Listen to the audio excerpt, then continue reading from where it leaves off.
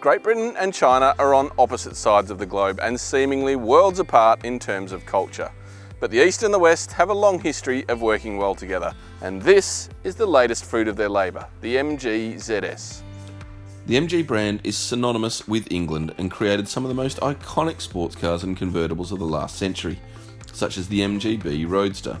But it is no longer as British as pork pies and warm beer, and is now owned by the Shanghai Automotive Industrial Corporation, or SAIC, which is one of China's largest companies and one that also owns the LDV commercial vehicle brand.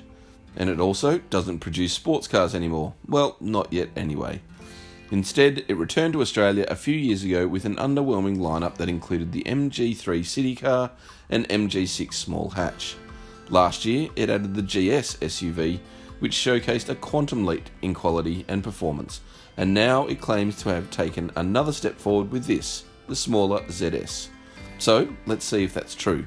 The ZS is a conventional 5-seat compact SUV that competes with the likes of the Mazda CX-3, Hyundai Kona and Honda HR-V.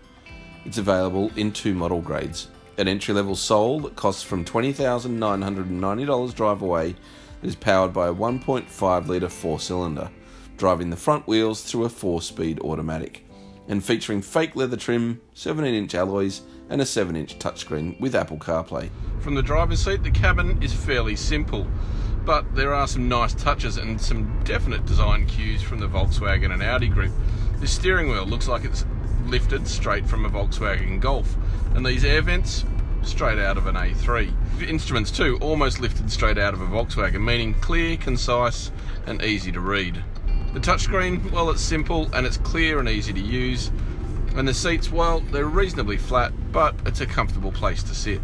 What's more, the ZS is genuinely spacious, with heaps of headroom and a generous rear seat. So we're driving the higher grade ZS Essence that costs $3,000 more than the base car and comes with push button start and a panoramic sunroof. But more importantly, it comes with a much more modern drivetrain.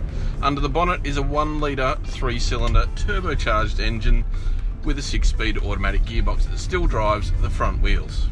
It produces just 82 kilowatts of power, but there is a healthy 160 newton meters of torque on tap from just 1800 RPM, and it's more efficient with a claimed average of 6.7 litres per 100k, a figure we managed to match on a mix of urban and freeway driving.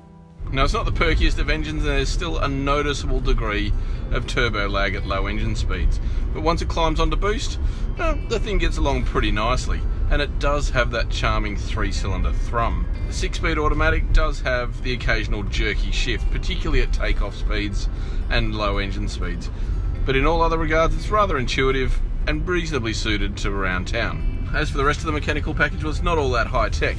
The steering is simple, well weighted, but it doesn't have any of that electric whiz-bangetry in terms of having multiple modes. The suspension, well, it also feels pretty well tied down for the urban environment.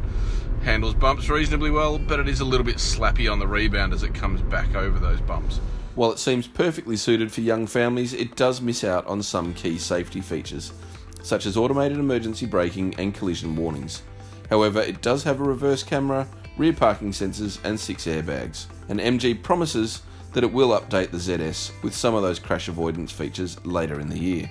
In the end, the MG ZS is probably the most convincing Chinese passenger car we've driven so far. It's kind of like ordering fried rice and a pint of beer at the pub. Sure, it's not the best of the best, but it's humble, honest and reasonably satisfying.